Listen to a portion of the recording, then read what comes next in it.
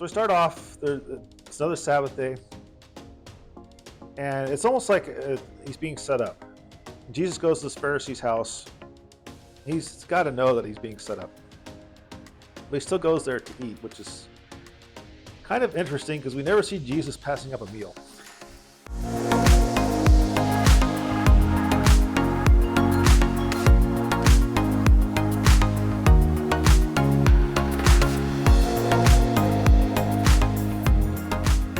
Good morning. Welcome back to the Shasta Valley Christian Fellowship. We're in Luke 14 this morning. And I broke up into three sections here. Hopefully we'll get through all of them and we'll have to do a two-part series. As we're reading through the first part, though, Jesus at a Pharisee's house, you're probably going to be thinking, didn't we just read this? And that's because Jesus spends a few different times at Pharisee's house on Sabbaths, and he has to deal with the whole Sabbath issues.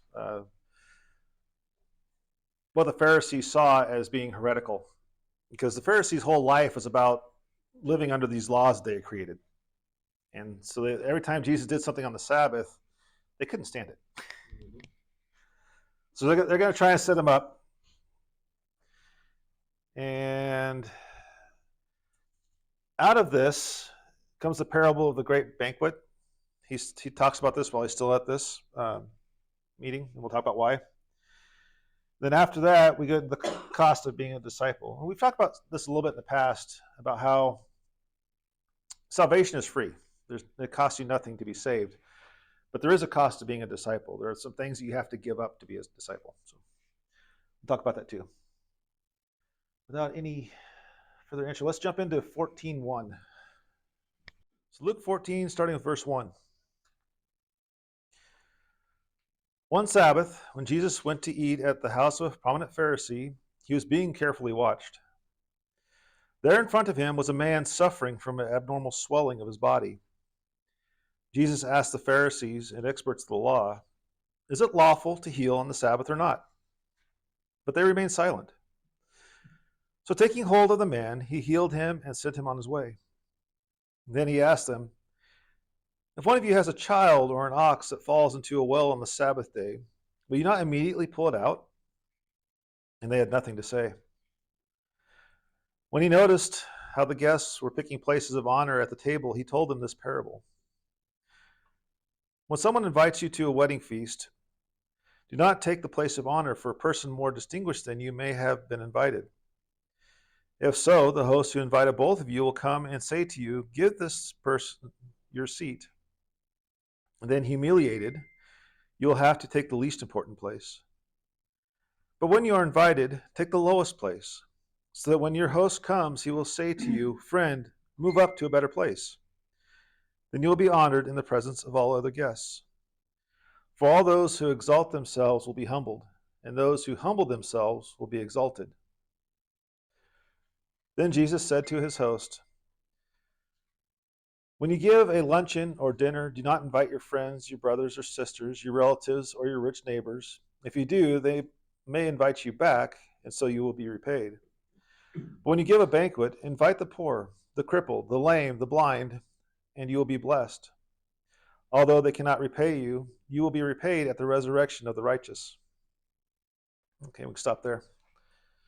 Any questions on that passage before we jump into it? On that particular passage? Yeah. Okay. So we start off, it's another Sabbath day, and it's almost like he's being set up. Jesus goes to this Pharisee's house. He's got to know that he's being set up. But he still goes there to eat, which is kind of interesting because we never see Jesus passing up a meal. He even invites himself at one point there when he's talking to Zacchaeus. We talked about Zacchaeus earlier. He's talking to Zacchaeus, "Come down from there so I go to your house and eat." We look in Revelation, we have that famous verse about, I stand at the door and knock. But if you keep reading, he says, if anyone opens, I'll come in and eat with them. He's always looking to have a meal with somebody. It's just a nice thought. So there's a guy, your Bible may say he had edema or dropsy. Yeah, dropsy. And from what we can tell, it's like The NIV put it, it's a swelling or edema of some part of his body. Mine says arms and legs. Arms and legs. Okay. If you've ever experienced this, or you know somebody that's had it, it is a very painful thing. It makes it really hard to get around. The ones I've seen, the legs just get like balloons. They're bad. So Jesus knows the plant, and so he just flat out asks them right off the bat. He says, "Is it lawful to heal on the Sabbath or not?" They didn't know. They wouldn't answer. They didn't answer. So unlike in the last chapter, where the synagogue ruler spoke out and said, come back on a non-Sabbath day, these guys are kind of at a loss for words, because they did this plant to hopefully set Jesus up to do something that they could accuse him of later. So Jesus is calling us out. Well, the thing is, in the original law, it was permissible to heal on the Sabbath. Oh, really? Yeah. So now they're kind of caught in this catch, if you will. If they try to say, no, it's not lawful, well, one, they're going to look like jerks because this guy needs to be healed. But two, that's not biblical. But if they say it is lawful, then they're going to be caught in this whole lie that they've been telling everybody that you shouldn't be doing any labors on the Sabbath. So they just keep their mouth shut. That's all they can do. They can't say anything. So they remained silent, and so taking hold of the man, he healed him and sent him on his way. I do kind of like this. He doesn't keep the man there to keep him as like some kind of object lesson or something. He gives the guy what he needed. He needed his healing, and then he sends him away. So then Jesus goes on to ask them, if one of you has a child or an ox that falls into a well on the Sabbath day, will you not immediately pull it out? That's pretty basic, right? Who in their right mind, if their kid falls into a pit or a well, is going to make them wait till the next day in order to get them out? Yeah. Just hanging. I have to die down there. And they had nothing to say. That was a good example. Yeah. So Jesus doesn't really, in the previous chapter, he called out the hypocrisy of what they were doing. And this one here, they're not really saying anything. So he takes them into a little bit deeper spiritual thing here too. Verse 7, when he noticed how the guests picked the places of honor at the table, he told them this parable. So what's going on here? In that culture, if you had a feast or something like that, the person who was hosting the feast got center of like a U shape of tables. They would sit right at the bottom of the U. And then the places of prominence were to their right and the left. And as you move further away from the host, you were less prominent, if you will, or less honorable. And so these guys show up at the feast, and everybody's trying to sit as close as they can to the host. And that's what he's seeing. They're fighting over these places of prominence. And that was a problem with the Pharisaical culture, if you will. They really wanted to be looked highly on by people. It didn't start out that way, but it developed into that. So this is a different, he is in a different place than where, when he says a lot, The bent girl? Yeah. Huh? The bent girl? Yeah. No, I mean, this is, so we went from 6 and out to 7. Oh, no, he's still in the Now same a place. different place. This is the same place. They haven't eaten yet. Oh, He went there for the feast, and all this is going on before the feast. Oh, okay, gotcha. Yeah. So he's going to deal with this whole pride issue here.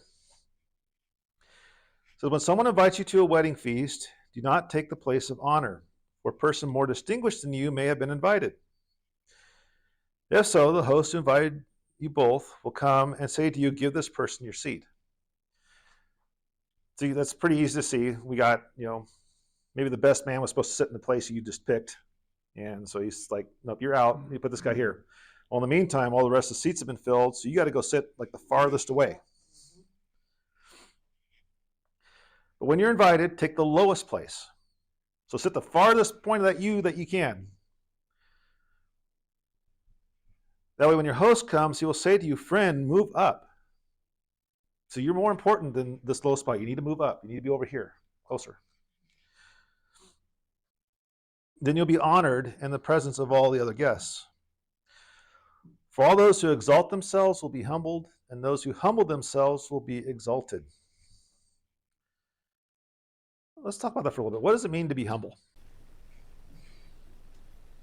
I always pictured humble and bowing before the Lord. I don't know Bowing before the Lord? when I think of it.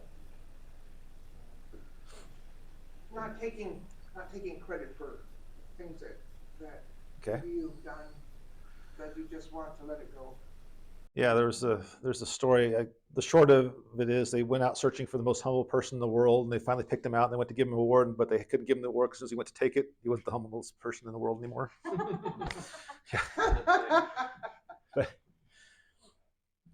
See, a lot of times we think of a humble person who's the one who thinks lowly of themselves, and that's not right. No.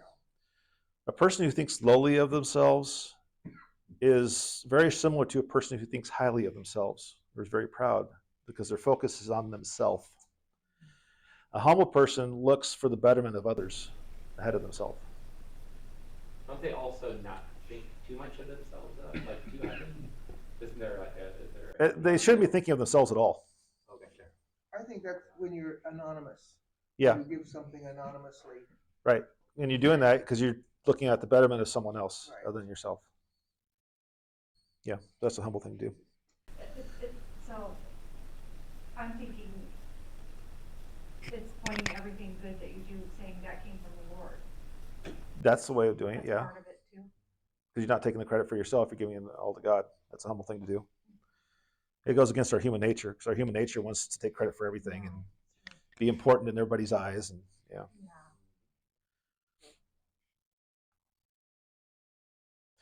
Let's go on to verse 12. Then Jesus said to his host, when you give a luncheon or dinner, do not invite your friends, your brothers or sisters, your relatives, or your rich neighbors. If you do, they may invite you back and you've been repaid. So what's going on here? He's not telling us to never invite our family to our dinners. This is kind of a spiritual thing in that if you're really wanting to be blessed from a meal or something like that, invite people that can't repay you, that can't return the favor. So it's okay to invite your family. Oh, You'd actually be looked down upon biblically if you didn't look after your family. So in my house, we always, growing up, had questionable characters. But I remember, and I tried to kind of carry that on, but then Is that what they're you very, have? very wild. No, you guys aren't questionable characters. Your family. But I mean, like, I remember having a party and then people were passing by, some homeless person that I used to know. We invited them in and they're drinking and carrying on. It was just like, I couldn't carry that anymore, like, other than bringing it to them and giving it to them, you know. I was thinking about this recently, like that verse, but, you know, nowadays if you have someone over that needs it, you're probably opening the door for a mess. Or if Unfortunately. you pick up a friend that's on the street and you want to take them home because they're cold, and you get stopped and they got drugs all over them and stuff, Yeah, and you get it's just stuck with it. crazy. Yeah. That's where discernment comes in. Oh. You use wise as a serpent, as harmless as a dove. If it's endangering you or your family, Don't do it. Yeah. don't do it. All right, that's good. yeah, my mother, I nicknamed her the mother hen of Horse Creek because she'd taken anybody's kids. Oh. And we'd actually have them living with us for a time, you know, while the parents or whatever got their lives together. And sometimes it was teenage and even young adult kids that would come to the house because they needed a place to stay. They'd been kicked out of their own house or whatever. But there was one time we're driving by this car, and apparently these people were living in the car. And my mom starts looking at it. She goes, "Oh, they need a place to live." I'm like, "Mom, no, no, no, enough." No, I do get her heart now. I didn't back then, but I do understand it. She was always very hospitable to people that needed it. So yeah, but if we give these people that can't give us back, God will repay us. And don't be going out doing things expecting something in return. You know, don't be lending out money expecting it in return. My philosophy on that is if you're lending money to family, just expect it to be a gift because it'll cause a rift in the family later on if you try to get the money back. So I've learned my lesson on that. I used to loan hundreds, and then pretty soon I would just give $50. yeah, Consider it gone. yeah, just Don't loan let it go. hundreds out to the family, because if they give it back to you, great. But it's just not good. and it could be a shackle on them too if they really want to repay you and they can't. It could be kind of a shackle around their neck that they don't need either. So That's true. God will repay it. Your kindness repays generosity. So, any other questions on that before we move on to the parable? Where Nope. are you? We're going to be starting at verse 15. All right. So the parable of the great banquet. When one of those at the table with him heard this, so we're still at the banquet, he said to Jesus, "Blessed is the one who will eat at the feast of the kingdom of heaven." Sorry, in the kingdom of heaven. Jesus replied, "A certain man was preparing a great banquet and invited many guests. At the time of the banquet, he sent his servant to those who had been invited. 'Come, for everything is now ready.' But they all alike began to make excuses. The first said, 'I have just bought a field and I must go and see it. Please excuse me.' Another said, 'I have just bought 5 yoke of oxen and I'm on my way to try them out. Please excuse me.' Another said, 'I just got married, so I can't come.' The servant came back and reported this to his master. Then the owner of the house became angry and ordered his servant, 'Go out quickly into the streets and alleys of the town and bring in the poor, the crippled, the blind, and the lame.' 'Sir,' the servant said, 'what you ordered has been done, but there is still room.' Then the master told his servant, 'Go out into the roads, the country lanes, and compel them to come in, so that my house will be full. I tell you, not one of those who were invited will get a taste of my banquet.'" Cultural thing here we need to understand. When they gave a feast back then, they didn't have like our modern days ways of communication. So they would send out a servant to tell everybody the so-and-so is planning on having a banquet. We don't know when, but there's going to be a banquet coming. Be ready. Then when the feast was prepared, days or weeks later, he would send out the servant again to tell everybody, "Okay, the banquet's ready, come." And they should be ready to show up. Well, what happened here? One guy has bought some land. He wants to go look it out. Basically, what we're get out of this, these guys are making up excuses because they don't want to go to the banquet. And I think that's what angers the master so much. So the one used the excuse he bought his land. The other one's got his yoke of oxen. This one about, I just got married. There was a statute in their law, if you will, that when a person got married, they were excused at least from military activity for 1 year. I'm not sure what other obligations went into that, but they were excused from doing anything. They were supposed to enjoy the time with their wife for the first year before they were. I think even the family somehow helped pay Yeah. for that to finance that first year, I think. I don't think they were working full time during that year. Yeah, so basically everyone that he's invited is made up excuses why they can't come. If we look at this from a biblical perspective, we say that the person doing the inviting, the host, is God. The first people that he invited was Israel. He told Israel he's going to set up this banquet, this feast of heaven like the guy was talking about. We have these Pharisees, I'm going to try and put this in common language, that they actually thought that if they could get all of Israel to basically behave and do nothing ungodly for one whole day, that would bring God back. So they were looking for this coming of Jesus, basically the Messiah. They didn't see as Jesus, but they saw the Messiah. The irony is we have the Messiah standing right here talking to them, and they're missing it. And they're coming up with excuses. They're trying to kill off the messenger rather than actually go to the feast that God is preparing for them.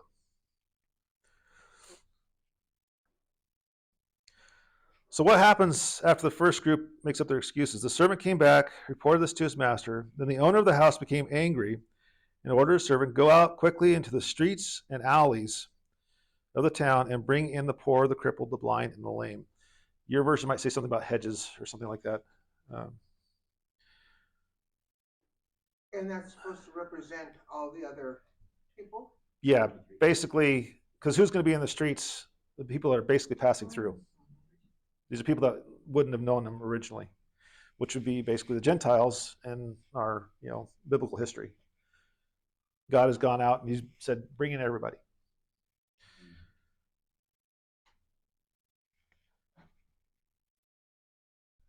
And then there's the third group, because he's brought in all these people from outside and said there's still room.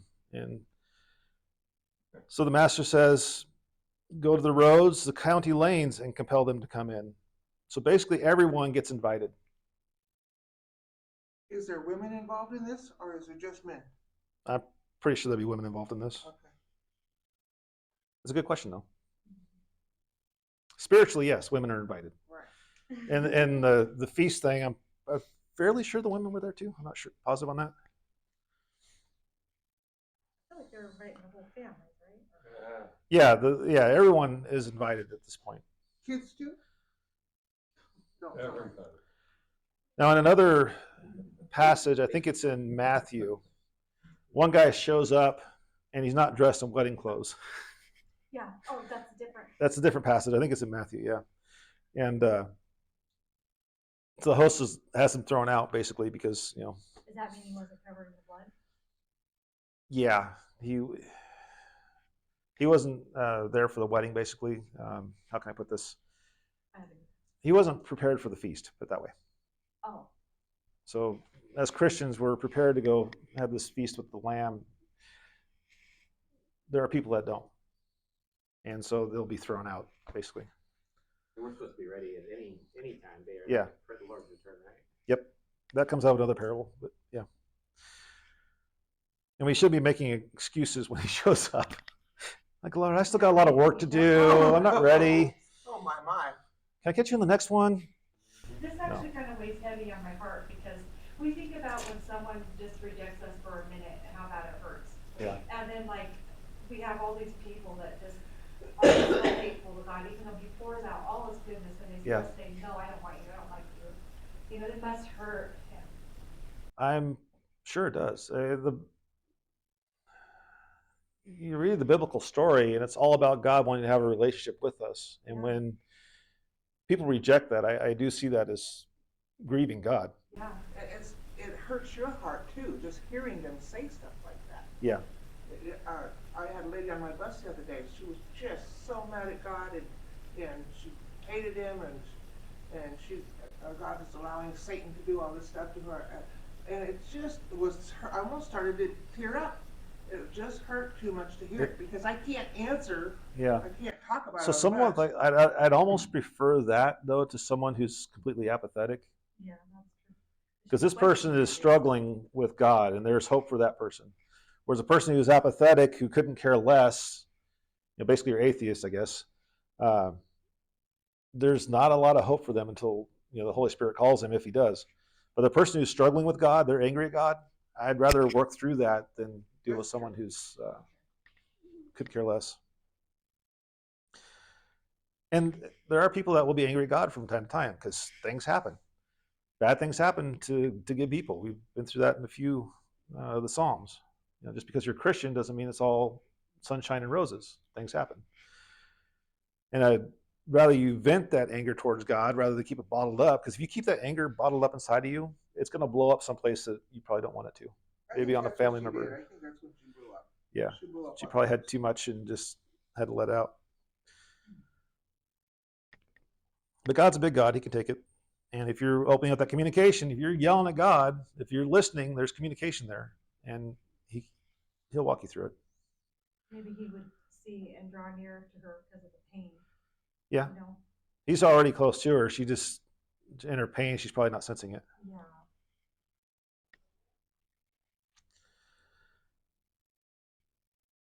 All right, let's move on to the last section. We are going to get all three of these. The cost of being a disciple. Verse 25. Large crowds were traveling with Jesus, and turning to them, he said, okay, so we're beyond the feast now. He's out traveling around. Oh, okay. If anyone comes to me and does not hate father and mother, wife and children, brothers and sisters, yes, even their own life, such a person cannot be my disciple. And whoever does not carry their cross and follow me cannot be my disciple. Suppose one of you wants to build a tower. Won't you first sit down and estimate the cost to see if you have enough money to complete it? For if you lay the foundation and are not able to finish it, everyone who sees it will ridicule you, saying, this person began to build and wasn't able to finish. Or suppose a king is about to go to war against another king. Won't he first sit down and consider whether he is able with 10,000 men to oppose the one coming against him with 20,000? If he is not able, he will send a delegation while the other is still a long way off and ask for terms of peace. In the same way, those of you who do not give up everything you have cannot be my disciples. Salt is good, but if it loses its saltiness, how can it be made salty again? It is fit neither for the soil nor for the manure pile. It is thrown out. Whoever has ears to hear, let them hear. Any questions before we jump into it? Okay. So with verse 26 there, if anyone comes to me and does not hate father, mother, wife, and children, brothers and sisters, yes, even their own life, such a person cannot be my disciple. What do you think that's about? Are we supposed to go around hating everybody? No. I think it just means we're not supposed to love anything more than God. Right. Is what I get out of it. You're supposed to love God so much that in comparison, it looks like you're hating everybody else, even your own life. Right. I don't It's- understand.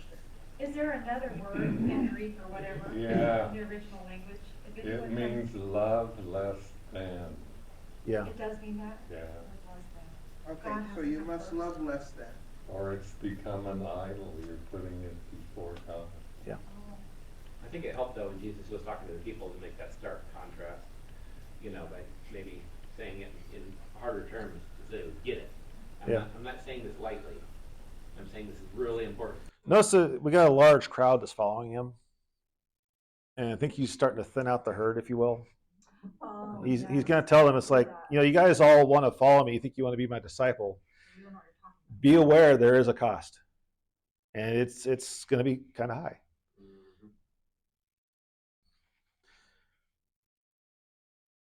So we go on to this thing about building a tower. You think like a watchtower or something like that. When they had their grain fields, they'd have a little tower set up to where they could keep an eye on things. But basically, if you start to build it and you're unable to finish, nowadays it almost seems like common practice. But back then, you'd be ridiculed for not being able to finish your project. So is that kind of like, we should count the cost for following Christ because, Right. we could end up put in prison for it or persecuted It's possible, for it. yeah. There are countries to where you could lose your head for being a disciple of Christ. I will say, I've been watching it, it's pretty close here too. Maybe not chopping your head off, but people are losing a lot for following Yeah. the Lord. Everything's just backwards here in the country, in our country. It just seems like, anything that's good is bad, anything that's bad is what they want to be good, they want Oh, yeah. to I am change hoping, everything around. personally, I'm hoping that we've hit the bottom and we're going to start turning back towards Lord. I've talked before about these cycles that the United States has gone through its history. I'm hoping that we're going to turn around, at least start heading back up for a while. But if we're anything like Israel in the Old Testament, we're going to go back up, we're going to peak out, and then we're going to come back crashing down again to another lower level. It's Lower than what we are now. this My goodness. cyclically and historically, yeah, each time we get more deprived. And we get to a point that the culture goes, you know what, this is, even the culture can't handle it, it gets so deprived. So it swings back the other way. And they become moral for a while, and then this takes decades and decades, right? This isn't like every year. Because each generation kind of comes into this with their own ideas. And so, like I said, I'm hoping that we've bottomed out because it does appear that our culture is finally saying enough. And we're going to start swinging back the other way. But there will come a point, because it's a cycle, where one generation is going to go, oh, no, we need to have more free love, and it'll just crash down again. It'll go even deeper. That's the way Israel was. They kept going to a deeper and deeper spiral of immorality as they went on.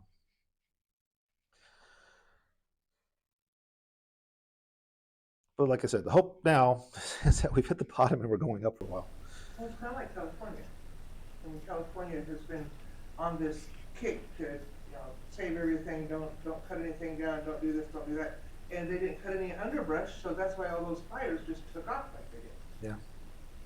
Well, the same day that the fire started, they had some kind of like Emmy award, and the lady was saying, oh, let's count everybody that everyone's been thankful for. We've had 3 people say thankful for their mom, and 3 people, but no God, we don't want God here. And then the same day that fire broke out, because Hollywood has been, almost every movie is against Hollywood. And we've got to really look, is this really the time of the season? I know that we don't know when God's coming back, but it feels a little more intense than, Yeah. like I heard that seed and harvest is quicker now. If you're gonna be bad and plant bad seeds, it's coming quicker. We're answering for are you planting good seeds? Yeah. Those things are coming quicker now. And I think we are getting close to the time that the Lord's coming back. I do feel like that. We have to look around at all the evil in the world and ask, are these the signs of the season? I'm sorry. No, it's. I mean, that would definitely break the cycle if Jesus showed up, Yeah. and we're finally out of this cycle. But And I just want to add, it's not a punishment from the Lord. I heard it's shaking, because the punishment will be when people don't get to come into the Lord anymore. Yeah. It's a shaking for people to come back to the Lord.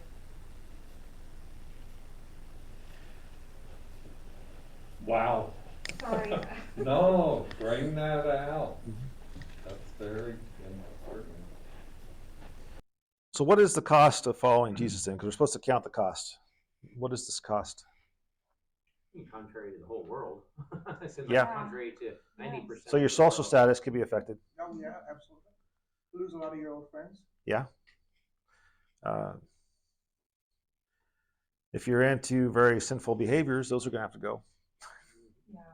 I think you can. Simple behaviors or Sinful. Sinful. Yeah. I think some family members too don't want anything to do with you after they hear. Yeah, that you'll you're lose family connections. Yes. turned into a Jesus freak. Yeah.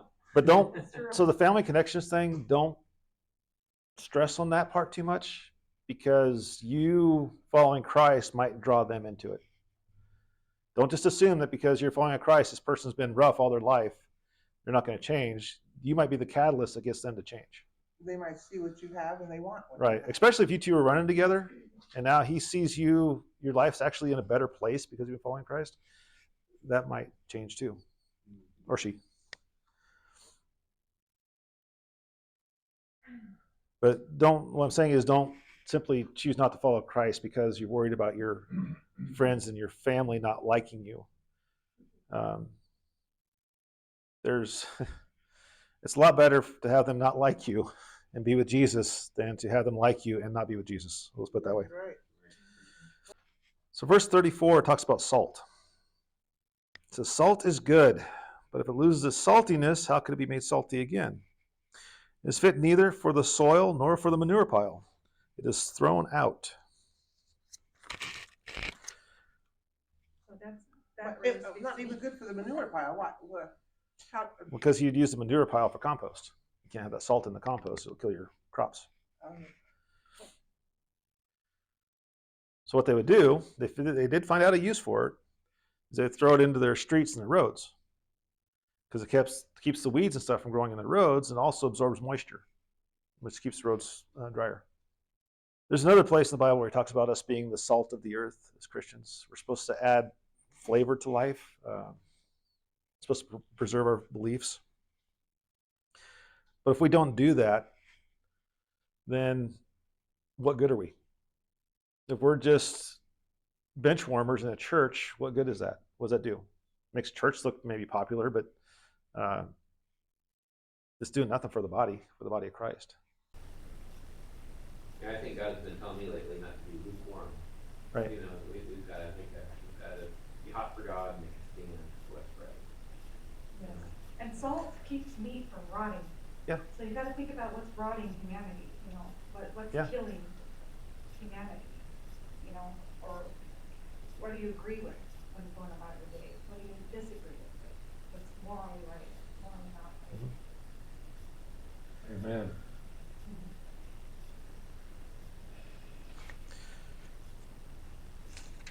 Well, I'm going on no sleep, so forgive me. No, you're doing good.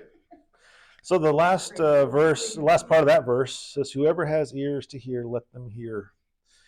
Every time I read that, it jumps me to the churches in Revelations, because every time he ended one of those letters to the church in Revelations, says, "Whoever has ears to hear, let them hear." And so, who is this? Pretty much everybody. Anybody who's thinking about being a disciple of Christ needs to understand the cost that's involved there. There was a Scottish evangelist. What was his name? I've forgotten his name now. But he had this quote. He said, "Entrance to heaven is free, but the annual subscription costs you everything." I think it is how it went. So yeah, your salvation's free, but your lifetime membership is going to cost you a lot. I love that you say that, you know, people that can't seem to give all they have to God, God still is big enough to save them. He's Yeah. so good. He's so good, even though we're not. I talked about this before too. That these people will be saved, but Paul, I'm pretty sure it was Paul, talks about them being saved out of fire. So when they get to heaven, there's not going to be a whole lot that follows them there as far as their works and deeds. They'll be saved as someone just escaping a burning building. Everything they've worked for in their life is going to be gone. Whereas if only what's done for Christ will last. So everything that we do to further the ministry, to be God's body, all that will follow us into heaven. And love, all the things that we did out of love. too, Right, I think. love. That's a big part of it. Yeah, so that's nice to me too, because I know there are people that don't know the Lord that do love. You know, I hope that that stands for something for them, I don't know. It does say that love covers a multitude of sin in the Bible. Yeah, but there's But the only way to God is through Jesus. that's right. Yeah, in order to be saved, it's Jesus. Yeah, that's the big thing there. They have to know Jesus, because everything else, all these righteous things we do, is like filthy rags. God puts it. Well, that's true, yeah. Yep. But Now- then if it's filthy rags, then how can he love us? You know, doesn't he look at us and is? That's the He's like our dad. his Yeah, love he'll is love you his forever. love is Yeah. never failing. Yeah. He's always going to love us. Oh, but it's his love, it's not based on us. Right. It's him that he is loving. Right. Okay. That whole line, Christ demonstrated, or God demonstrated His own love for us, and that while we were still sinners, Christ died for us. And you look at what a sinner is to God; it's a person who's literally at war with God, and He died to end that war so we could have that relationship with Him. That's where the love is. Okay, so are you saying that we should all strive to be disciples or just a good Christian? I'm going to leave that up to you. You got to count that cost. That's a good answer. A disciple. Yeah, you want to be a I don't disciple. want to be a disciple. It scares me. If you just want your place at the end of the table there in heaven, I'm happy at the end of the table. I don't then want it. that's who you're going to be. But if you're a disciple, You're more than that, Debbie. life would be a I lot want to better. at the front of the table. That You does- give No. everything. You'd be willing to give everything. I know you would.